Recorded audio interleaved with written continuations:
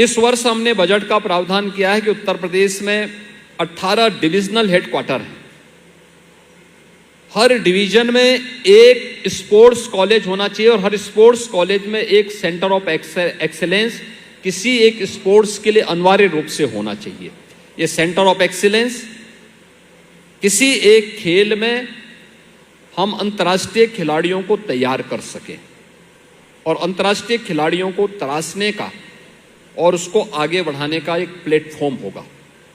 इसके लिए जो हमारे पूर्व खिलाड़ी हैं वे वहाँ पे कोच के रूप में या वहाँ पे उनका मार्गदर्शन उन सेंटर्स में प्राप्त हो सके, इसके लिए हम लोगों ने विभाग से कहा है कि इस पे विशेष रूप से ध्यान देने की आवश्यकता है। जो हम 2030 के अहमदाबाद कॉमनवेल्थ गेम्स के लिए और 2036 के ओलंपिक के लिए हम खिलाड़ियों की एक लंबी श्रृंखला तैयार कर सकें, भारत की नई तैयारी होगी।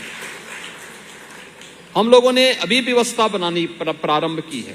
प्रदेश के अंदर आपने देखा होगा हमारे खिलाड़ी मेडल तो जीतते थे, वे एक देश के लिए खेलते थे, लेकिन समाज के द्वारा और सरकार के द्वारा जो उन्हें प्रोत्साहन मिलना चाहिए था उसका अभाव देखने को मिलता था।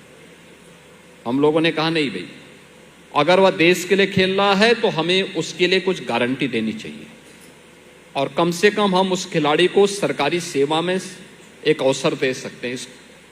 और हमने अपनी पॉलिसी में चेंज किया और आज मुझे बताते हुए प्रसन्नता है कि हम लोग प्रदेश के अंदर 500 से अधिक स्पोर्ट्स पर्सन को अब तक सीधे सरकारी नौकरी में स्थान दे सकें, जिसमें डिप्टी एसपी के पद पर भी लोग हैं, आपके तहसीलदार के रूप में भी हैं, एडिशनल डायरेक्टर स्पोर्ट्स के रूप में भी हैं, अन्य विभागों में भी हमने उनको सभी को किया है। और नई अभी खेल की व्यवस्था के साथ हम लोग नए नौजवानों को भी इसमें, जो हमारी स्पोर्ट्स पर्सन है उनको भी हम इसमें समाहित कर रहे हैं, जिससे उनको एक सम्मानजनक को मिल सके। और उन संबंधित विभागों को ये भी व्यवस्था दी गई है, ये केवल आकर के वहां नौकरी नहीं करेंगे, विभाग की ओर से प्रतिनिधित्व करते हुए इनका पूरा समय खेल के लिए होना है और युवाओं को प्रोत्साहित करने के लिए इनको अपना समय देना है।